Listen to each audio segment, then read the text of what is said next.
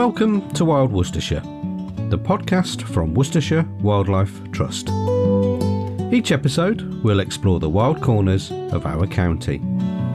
From ancient woodlands to whispering wetlands, along the way we'll meet the people working to protect these places and uncover the hidden lives of the wildlife that calls them home. This is a space for stories, for connection and for celebrating nature right on our doorstep.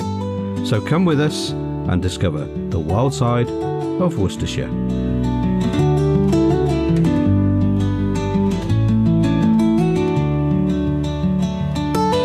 Hello and welcome to this podcast. You're listening to Wild Worcestershire from Worcestershire Wildlife Trust, and I'm your host Lee Robinson. And today you find me in Upton upon Severn. I'm currently stood on the playing fields opposite the church, and I'm here to meet Reast, who is one of our reserve officers at Worcestershire Wildlife Trust, but she's also fascinated by a particular creature that can be found here in Upton upon Severn. It's an insect, and I've never actually seen one. And I used to live in Upton upon Severn, and I hadn't realised that for some reason, and nobody's really quite sure why, but Upton upon Severn is a hotspot for a type of beetle. Now, if you haven't already guessed, I'm talking about the stag beetle, or staggies as they're affectionately known. And I'm here with Ellie to take a wander around to see if we can find any signs of this wonderful but rare and elusive beetle. So come with me. So I'm now stood with Ellie, and Ellie's going to tell us a little bit about herself. Hello everyone. I'm the Eastern Reserve Officer, and I manage 14 of our nature reserves. So it includes places like Upton Warren, Grafton Wood and Feckenham. So yeah, good suite of different habitats from wetland to woodland. And how would you describe your work with stag beetles? My work, well, it's technically not work. It's a it's a pet project, I suppose. It came about because quite a few of us from the trust are absolutely in love with insects, particularly beetles, and me especially. And for the last few years, we've been wandering around Upton upon Severn, looking for said stag beetles, and it's developed into a little bit more than an evening here and there, shall we say. Okay, so obviously we're in Upton upon Severn. What makes this town such a special place for stag beetles? Well, the honest answer to that, Lee, is that we don't actually know. So stag beetles are found throughout Europe, but in UK they are limited to the south and the southeast. So London's a real hotspot. But Worcestershire is the very northern tip of their range. And for some reason, it's Upton upon Severn where they're found in. So they're not found in anywhere else in the county, apart from Upton and then a few surrounding villages. But we're not completely sure. It will be a combination of factors. So it's probably to do with climate, the weather and geology, so soil types. Because the females need quite light soil to dig down into. Right, because I've heard it the soil around here described as alluvial, which I think means basically that it's been underwater. Which the area we're currently stood in does actually flood, or it used to flood. So Upton's quite prone to flooding. So maybe that might be something to do with it. Who knows? Anyway, for anyone who has never seen one before, what exactly is a stag beetle, and why do they capture people's imagination so much? Oh, stag beetles, they're a real glam species, I think. I think they're a good introduction species to especially children. Children absolutely love them because they are UK's largest beetle.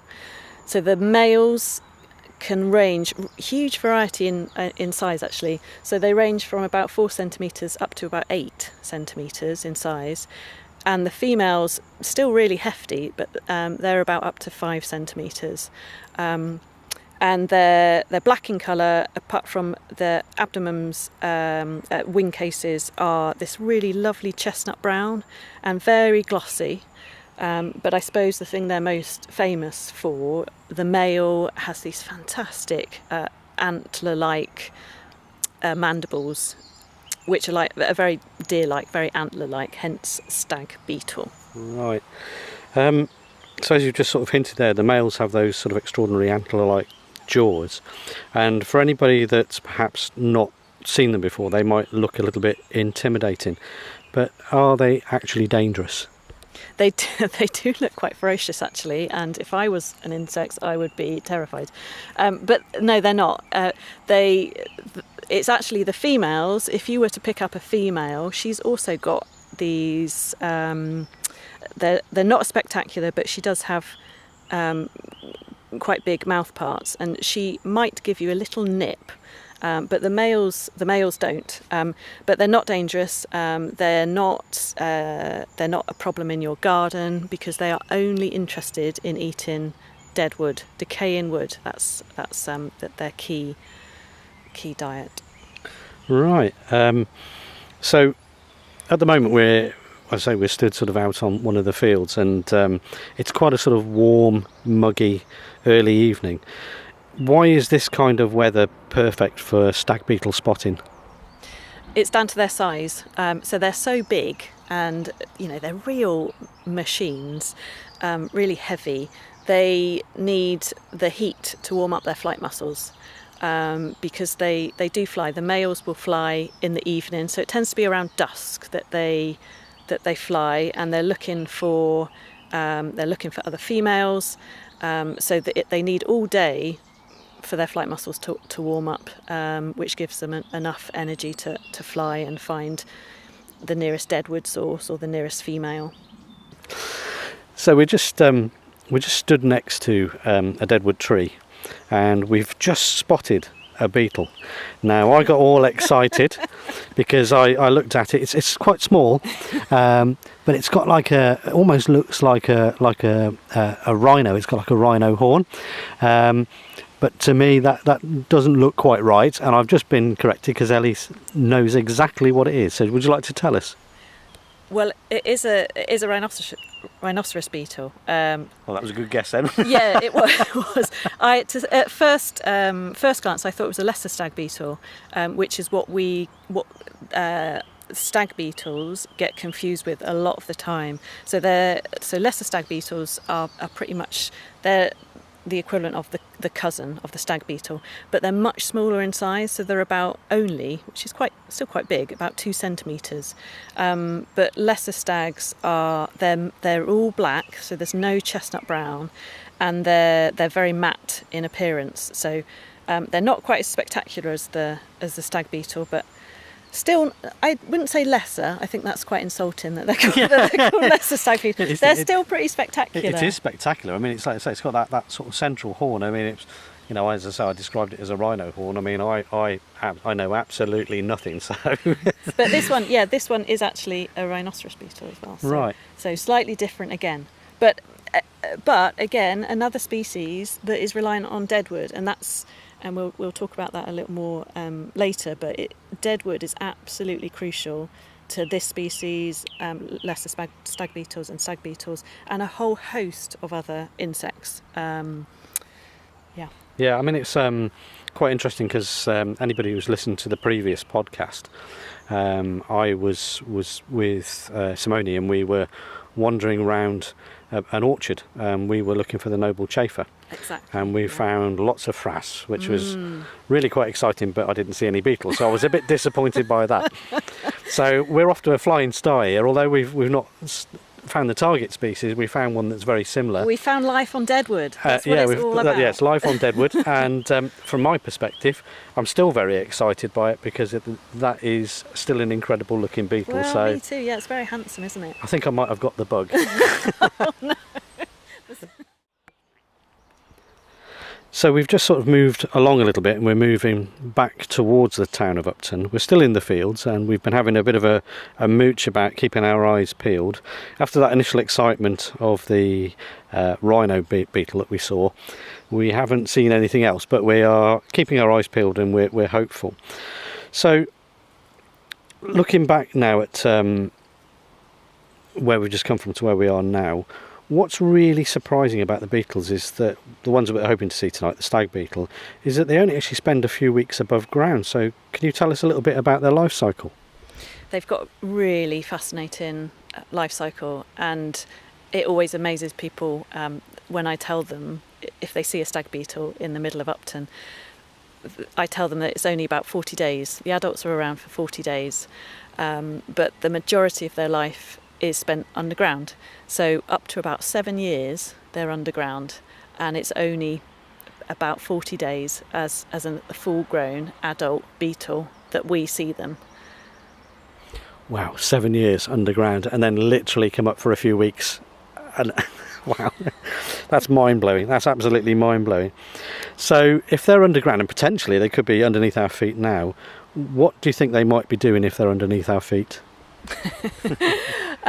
Well, so if you start at the beginning, the female, she will lay eggs into dead wood. So she'll dig into the soil and then lay eggs into rotting wood under the ground. And then those eggs will hatch into grubs. And then those grubs, over the next few years, will become bigger and bigger and bigger, until they can be up to about 10 centimetres in length, I think. But they're these creamy coloured, C-shaped grubs, really chunky, really big beasts. And they've got tiny jaws. Well, they're big for their size. They've got big jaw-like mouth parts, which they use purely to eat through decaying wood. And that's their only job. They are just eating machines, and that's why they get bigger and bigger and bigger. But because it's wood, it's not got that much nutritional value. No, so, I suppose it's a bit like eating cardboard, isn't it? So that's why they're underground for so long, is that it's just wood. Right. And eventually they need to grow into this big adult beetle. So they spend quite a few years underground developing, because when they emerge as adults, they will be fully formed and they won't eat then. For the rest, for those 40 days, they are then purely focused on reproducing. So underground, it's their job is to grow, to eat and grow. Right, okay. So if somebody in Upton was, say, digging around their garden and they found some of the grubs, and I know some people would regard grubs as garden pests, but as you've already hinted at, they do quite an important job, don't they, whilst they're underground? They do. They're one of many species that they're decomposers, effectively. So they're breaking down woody material, which we need. And it's similar with a lot of other beetles, but they only ever attack's the wrong word. They only ever consume rotting wood. So people worry about them destroying, garden furniture and things, but it's they need wood that's already decaying. So gardeners do come across them and they've been known to use things like buddleia and lilac, found in lilac stumps. Generally, they'll use species like oak, so native broadleaf species, but they'll use, if they're desperate, they sometimes use fence posts that are already rotten. They have been found in fence posts down to about 3 inches, I think. So yeah, dead wood is incredibly important to them. That's, with no dead wood, we wouldn't have stag beetles and a huge suite of other species as well. Okay, well, I mean, we've just sort of stood and we've had a poke around. We've got an oak tree next to us, quite a small youngish oak, and there's not a lot of dead wood on the ground around here. However, I've just looked out through the trees and I can see a stump. And I think that looks like it could be an oak stump, so that could be the perfect opportunity to go and have a little ferret. So we've just made it over to this oak stump, and I don't know whether you can hear that. The bark is peeling, and it's definitely an oak. It's been cut down, but it's sort of rotten in the middle. There's quite a big deep hole that goes down, and I'm sure if I had a really long spoon I could get it in there and find some frass, but yeah, so tell us a little bit about this. About this stump. Yeah. Well, it has obviously been cut down, assuming for safety reasons, because we're along a footpath, and that's I suppose, going off on a tangent, that's one of the reasons why stag beetles are in decline, because there's less habitat for them, so there's less deadwood available. In part, it's because we're too tidy. So we're too tidy in our gardens, and for understandable reasons, councils and landowners, they have a duty of care to people on their land by footpaths. So if there's a hazardous tree, then they obviously have to make it safe again. So this tree has been cut down, but they've left the stump, which is great because there'll still be loads of stuff living in here. So you won't be able to see, but loads of crevices and crannies, and there'll be lots of so Lee's holes, just pointed out there are some emergence holes from that will be some kind of beetle. That won't be stag beetle, but that will be some sort of beetle. But it's what we're not seeing above the ground. It's what's happening underneath, because these roots will spread out meters and meters and deep down, and it's within those roots that there is so much life. But the stag beetles that we're looking for tonight, they will have emerged from the soil. So the adults emerge from the soil, and they need a certain temperature it acts as a cue for their emergence. So it's something around, I think it's something around 22, 23 degrees. So it's usually end of May, June, which is the trigger for stag beetle emergence. And then the adults dig up through the soil, and then that's it. They're set on finding a mate. Right. Well, it sounds ideal because it's about 22 degrees today. So, Funnily enough, and it's quite muggy. So I've got my fingers crossed we're at the right time of year that we hopefully will see one. But as I say, they are quite elusive because they're one of the rarest beetles that we've got, aren't they? So, but you never know. So we're going to have a wander into Upton itself and see if we can go and find some signs. Yeah. So we've moved now off the playing fields, and we've come more into the heart of Upton upon Severn. In actual fact, we're right next to the church at the moment, and there's a lovely old horse chestnut here, and apparently this is one of the hotspots potentially where we might see one. So stag beetles are often called Britain's largest land beetle. How big can they actually get? They can get up to about 8 centimetres, the males, but there is a huge variation in the size. So some of them are only about 4 centimetres, and the size variation is probably due to what they're eating underground, so the nutritional value of the wood. Right, so it's obviously something that's perhaps a bit more sappy would probably have more energy for them than, say, something that was very, very hard and dry then. Potentially. Oof, I don't know about the nutritional value of timber, but it's the equivalent of us eating a lot of fruit and vegetables, having a good diet, versus someone who's, I don't know, on a McDonald's or something. Right.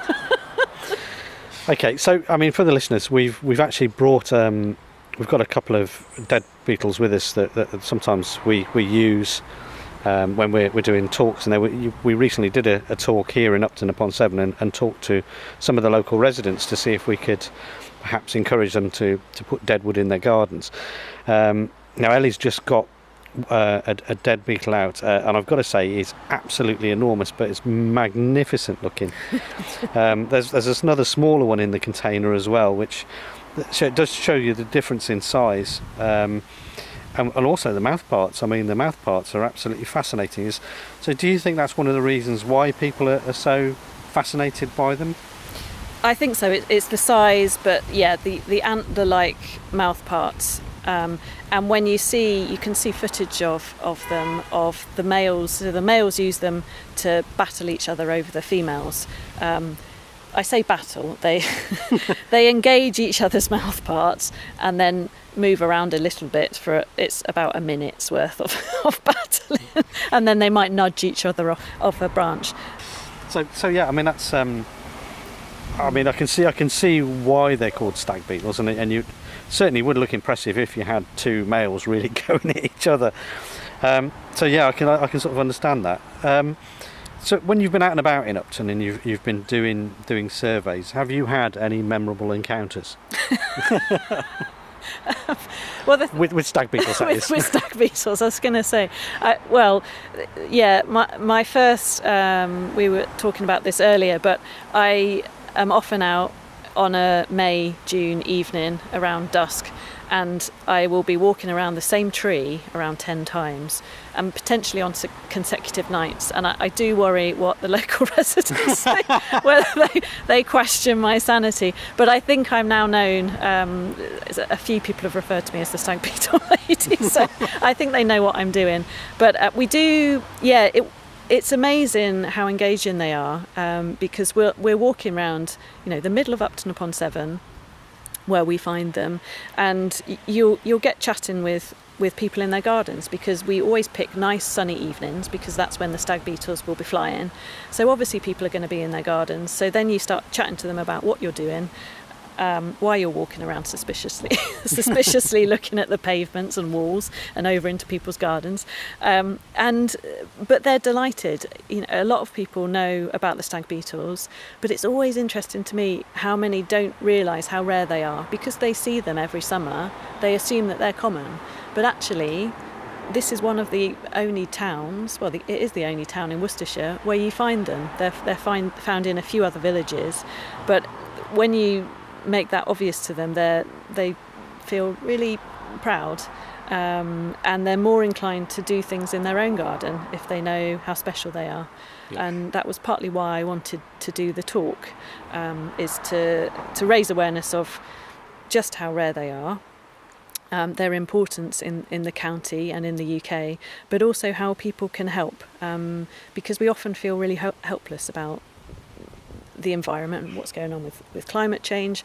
But with stag beetles and other invertebrates that are reliant on deadwood, we can do things in our own gardens. So things like not removing deadwood, keeping as much deadwood as possible, not tidying up our gardens, and things like not using weed membrane, because the weed membrane can act as it suppresses the beetles from emerging from the soil. Things like covering up water butts, because these beetles, when they're flying around, they're incredibly clumsy. They're like little drones, they remind me of, really erratic in their flight and very, very heavy and cumbersome. So they'll often just crash land into pavements, into walls, but also into water butts. So it's a very simple thing. You can cover over a water butt. But we're hoping that more people will bury deadwood in their garden, because it's that buried deadwood that's really crucial to the species. It's not just a log pile, because the wood needs to be underground. So as much deadwood underground. So a sort of loggery stump pile is what we're encouraging people to do. So dig a bit of a trench, bury some deadwood, a few foot underground, and then have it coming out of the soil, so you could see it, or just bury it over with soil. Yeah. Okay. So, we've kind of sort of touched on what people shouldn't do should and shouldn't do in their gardens. And as we're walking around, we're now in the town, and the town is obviously full of humans. So now the stag beetles are emerging. They're emerging into a human world. So what kind of dangers do the stag beetles face? So many. They have to run a whole gauntlet in the days that they're as an adult. It's amazing that any survive, really, I think. First of all, you can probably hear it in the background, there's quite a bit of traffic.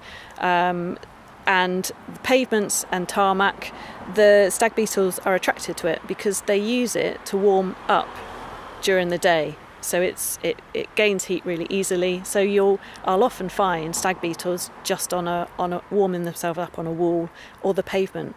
So immediately you've got people potentially walking over them, or cars. There's more and more traffic, so vehicles driving over them. But then you've got things like magpies and fox and badger. So the grubs that I was talking about earlier, really protein rich, really good meal for a predator.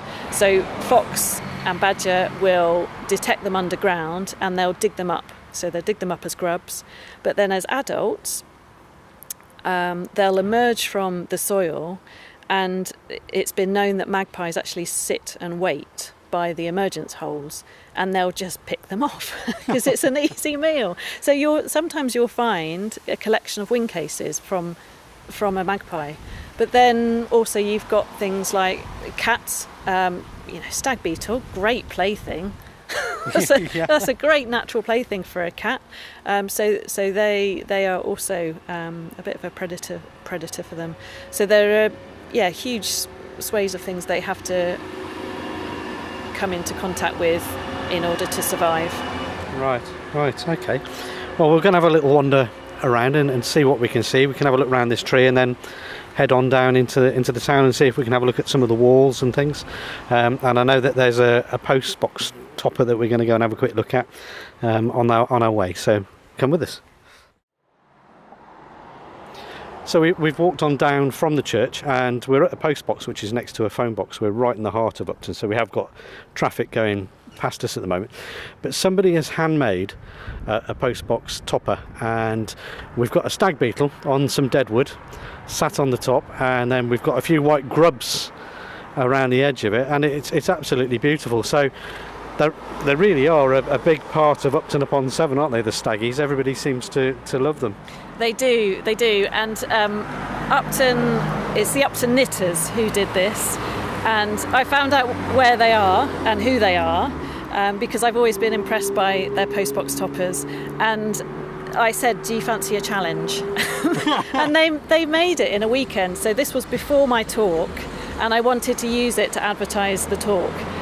So they did it for me. I didn't give them a design. They just came up with it, and the grubs are just fantastic. They've even got the little jaws of the grubs, and it's this fantastic male stag beetle. And it is a bit of a talking point, and I think it drew a few people into the talk. So really special. I was so chuffed when they said they could do it, and then to see it here, it's just brilliant. It's so funny. It's really, really lovely. So really, I mean, it's almost like a part of a campaign, I suppose, is the best way to describe it, is to try and encourage the people of Upton to get involved and to really help the staggies along. Yeah, get them talking and understand that this is a rare and quite special insect to this town, and it's special to this town. Upton upon Severn is a real epicentre for the stag beetle.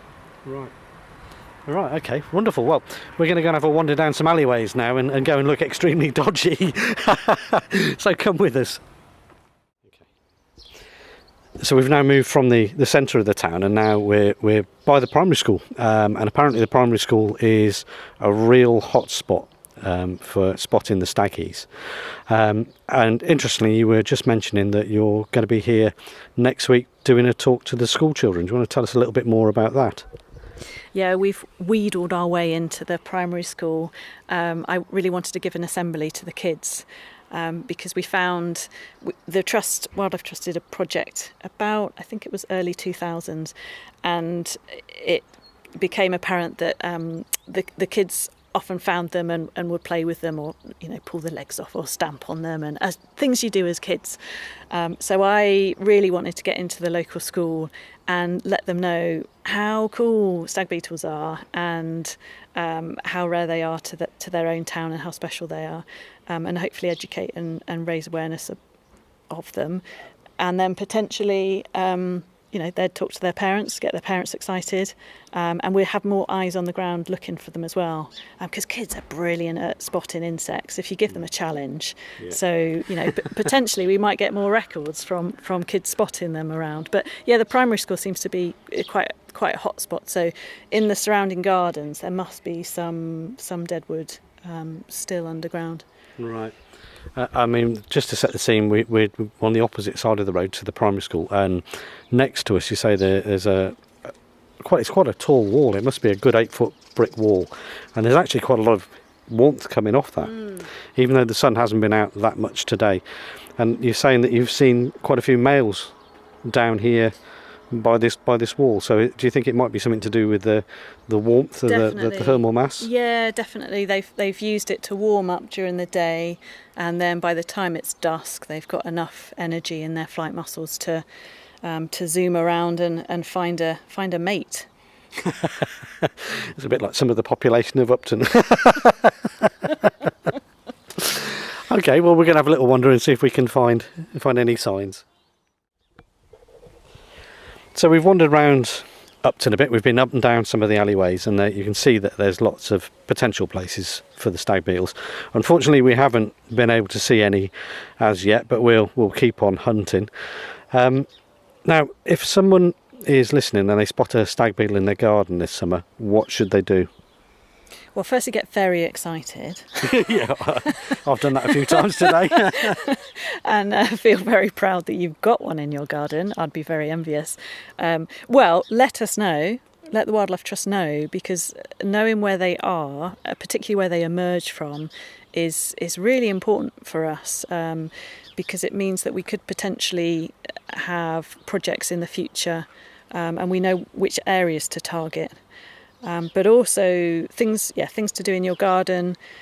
So keeping deadwood piles, retain as much deadwood as possible. So if you have to cut down a tree, keep the stump, and don't poison the stump. So a lot of people now use eco plugs, little plugs of chemicals which you can hammer into a stump to kill it.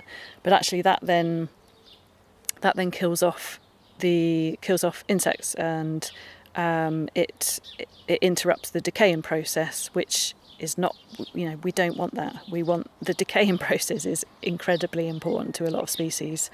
So not to use chemicals. Leave a wild area, and if you've got a deadwood pile, then leave long grass around it, and it gives insects a bit more cover. But if you want to do creme de la creme, then you bury in deadwood. So you dig a big hole and then stick some big hefty chunks of oak or whatever you have to hand into the ground, and it doesn't have to protrude, but it can do. But it's all about deadwood, decaying wood. But it more importantly, it's long standing. It's having a continuous supply. So not then you leave it undisturbed for a few years, because it will take a few years for the decay process to start, and it's only after a few years, when the fungi have taken hold, that the beetles will find it. So that dead wood needs to be in place for a good chunk of time, and it's having that continuous source, because wood's decaying all the time. So the sources that the stag beetles are currently using, at some point they'll deteriorate and they'll need to find another source nearby. And one of the problems with stag beetles is they don't move far. In the Netherlands, they're known as the stay-at-home beetle, because their range isn't that big. They'll only move a few hundred metres, and it's because of that means they're even more vulnerable than they already are. Because if you get rid of that particular deadwood source, and there's no other deadwood source within that range, there's nothing for them to live on. Right. Okay. So let's say somebody finds one that's perhaps in trouble, perhaps stranded on a road or in danger of being trodden on a footpath, or lying on its back. What should they do? If it's lying on its back, then I would recommend just just turning it round and so it can readjust itself and it can move off, because if you've seen a beetle on their back, they don't get very far. So yeah, give it a little bit of a helping hand. And if it's in a road, then move it to one side. But generally I'd say leave them alone, leave them to do what they need to do. But I'd probably leave it under cover somewhere, so at the base of a hedge where it's safe from predators. Yeah. Okay. Also, I mean, we've touched on if people sort of find them and spot them. How important are public sightings and records to the work of the Trust? They are really important, because this species in particular is only out for a few weeks. And we're not out here all the time. We'll maybe manage a few evenings over the summer where we can come and submit records. But we're not out here all the time, and we do rely on records from the public to let us know where they are in town. And maybe that means we can work with certain landowners. Potentially we could work with the council or churches or whoever's near sources of deadwood. We can try and encourage them to leave them and to not use chemicals, and maybe to put some deadwood into the ground. Right, okay. Well, we'll go and have a... Oh, actually, while I think about it, I've got a question. You mentioned at your talk in Upton, a few weeks ago now, isn't it? You mentioned the word stumpery, which I loved. and being a journalist and loving words, I'm dying to know, what is a stumpery and why do the stag beetles love them so much? A stumpery. Well, also known as loggeries. I've heard various names for them, but it's if you dig a trench and then bury some dead wood, you can either stick it upright or lie in horizontal, and then mound the soil up around it. But often it's good if the dead wood is protruding from the ground, so several feet up. And you can make a feature of it. They can look fantastic. We've done quite a few loggeries with stumperies with community groups, and it's a real feature. So because you've got different humidities and soil moisture levels. So underneath the ground, that the wood needs contact with the soil and moisture for fungi to decay, to start the decay process, which is what the beetles are attracted to.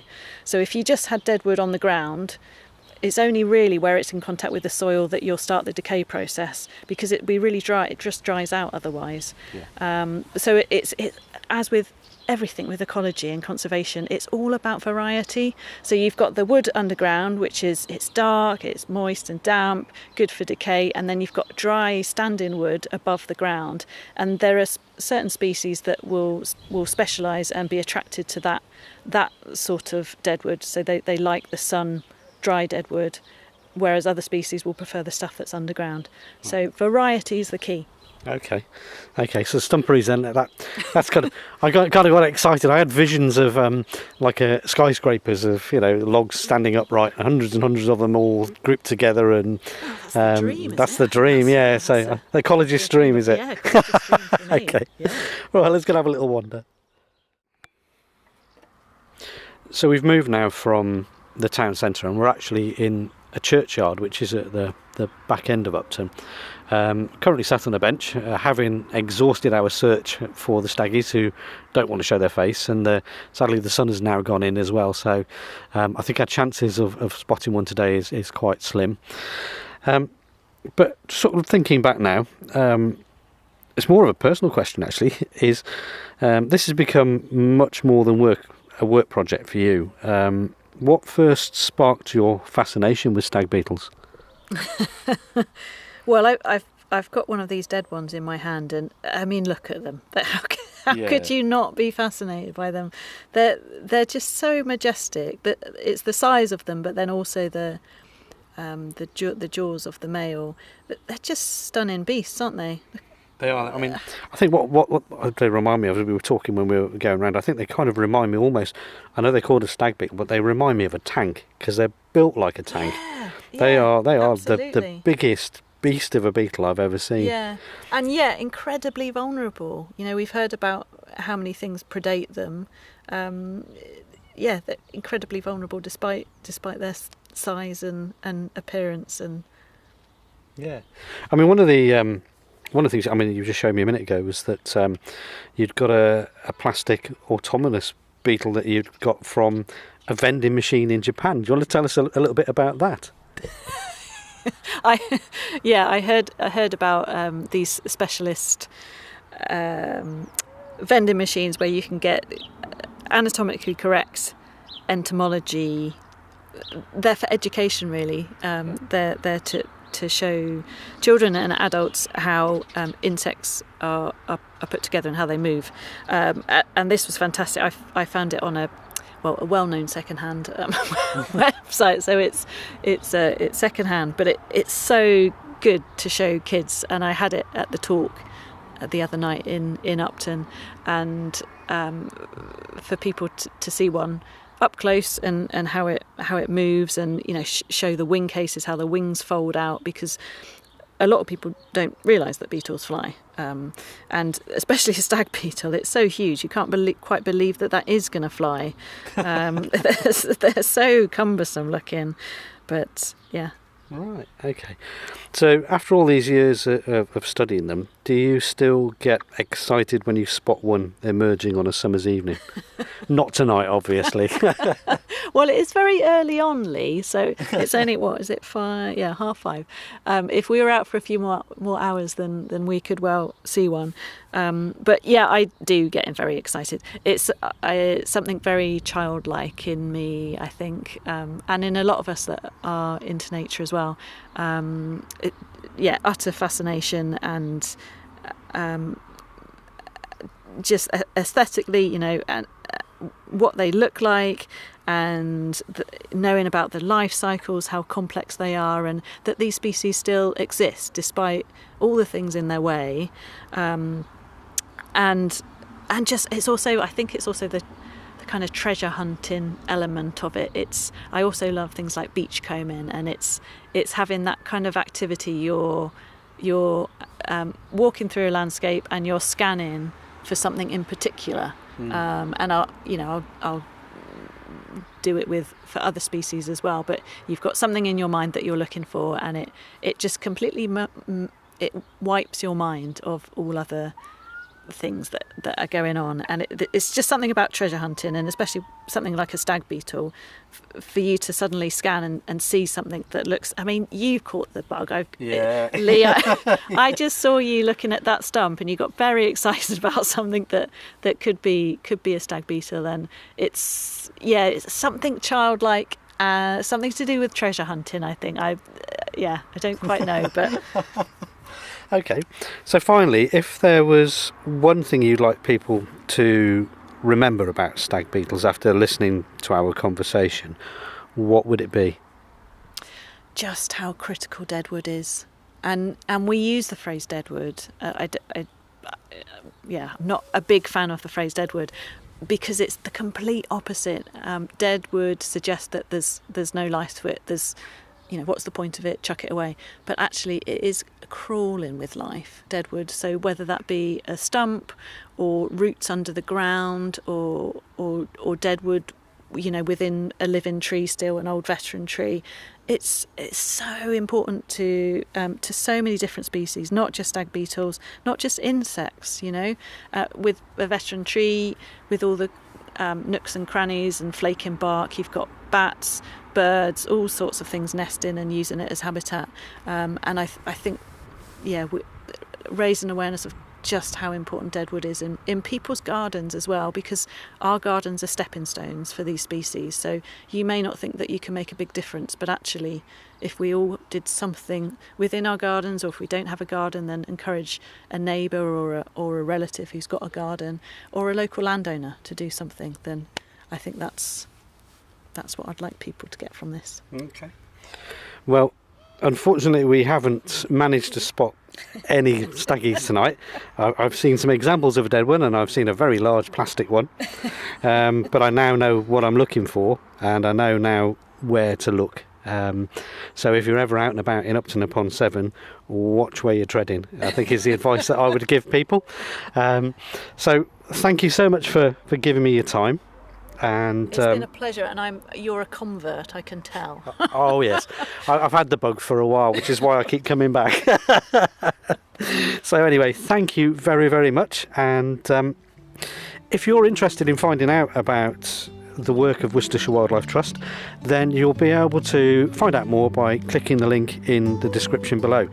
But that really is it from me tonight, and I will see you on the next one. So until then, take care.